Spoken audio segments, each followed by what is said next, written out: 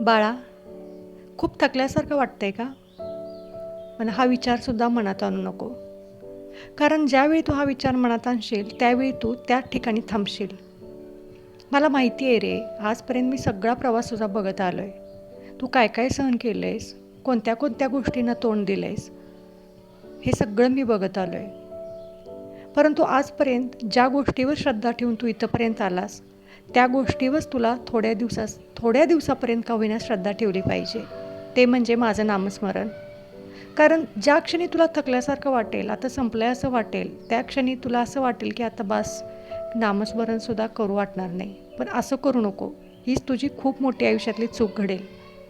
कारण तुझ्या भोवती जी नकारात्मक ऊर्जा आहे, तिला तेच हवं आहे की तू केव्हा माझं नामस्मरण सोडतोयस आणि केव्हा तू तिच्या तावडीत सापडतोयस. पण असं तू करू नकोस, हे सांगण्यासाठीच आजचा व्हिडिओ आहे. त्यासाठी व्हिडिओ शेवटपर्यंत बघ आणि कमेंटमध्ये माझं नाव लिहायला श्री स्वामी समर्थ लिहायला विसरू नको. हे बघ, हे आयुष्य आहे तुझं. मला माहिती आहे तुझ्या आयुष्यात सुखांपेक्षा दुःखच जास्त आली आहेत. पण काय करायचं, तेही तुझं मागच्या जन्माचं कर्म होतं ना, ते तर तुला फेडावंच लागेल. मग आत्ता जर तू चांगलं करत असशील तर कधी ना कधी तुझ्या आयुष्यात चांगले दिवस येतीलच की.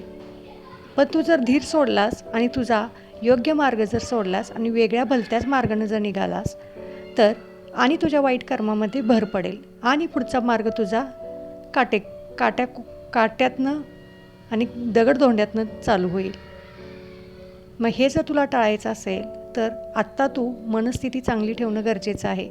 माझ्या नामस्मरणात खूप ताकद आहे, त्याच्यावरचा विश्वास कमी करू नकोस. कारण ज्यावेळी तुला असं भरकटल्यासारखं वाटेल ना, तेव्हा आणि जोरात आणि दोन पटीने जास्त माझं नामस्मरण चालू कर. मग बघ तू काय होतंय ते तुझ्या भविष्यात. आणि जेव्हा तुला असं वाटेल नाही आता मला नामस्मरणसुद्धा करायची इच्छा नाही, आणि जर तिथंच थांबलास तर मात्र तुझा प्रवास तिथेच थांबेल. कारण हे आयुष्य आहे तुझं. सुख येणार, दुःख येणार. तू म्हणशील की आत्तापर्यंत दुःख झालं आहे, सुख तर मी कधी पाहिलंच नाही. पण आत्तापर्यंतचा काळ हा तुझा भोगाचा काळ होता, तो आता भोगला आहेस. आता इथून पुढं जो येणार आहे तो तुझा सुखाचा काळ असणार आहे. म्हणून सांगतोय थोडक्यासाठी, तू माझं नामस्मरण माझ्यावरचा विश्वास सोडू नकोस. कारण तुझ्याविषयी वाईट चिंतणाऱ्यांना देखील असंच वाटतंय की तू माझ्यापासून दूर जावास, माझं नामस्मरण बंद करावंस, म्हणजे त्यांच्या मनासारख्या सगळ्या गोष्टी होतील. कारण त्यांना तुला अयशस्वी झालेलं पाहायचं आहे, यशस्वी नाही. त्यासाठी मनात कोणतीसुद्धा शंका ठेवू नको.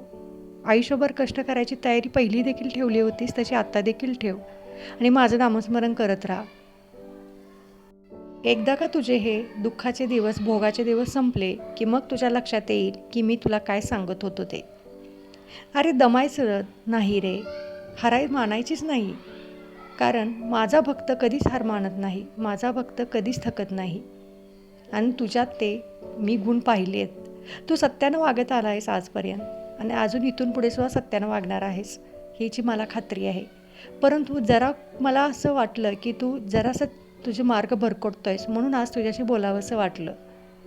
म्हणून बाळा, आयुष्यभर कष्ट करायची ताकद ठेव स्वतःवर आणि माझ्यावरती विश्वास ठेव. मग बघ तुझं आयुष्य कसं घडतंय ते. आणि माझं नामस्मरण करायला तर अजिबात विसरू नको, कारण तीच तुझी खरी ताकद आहे.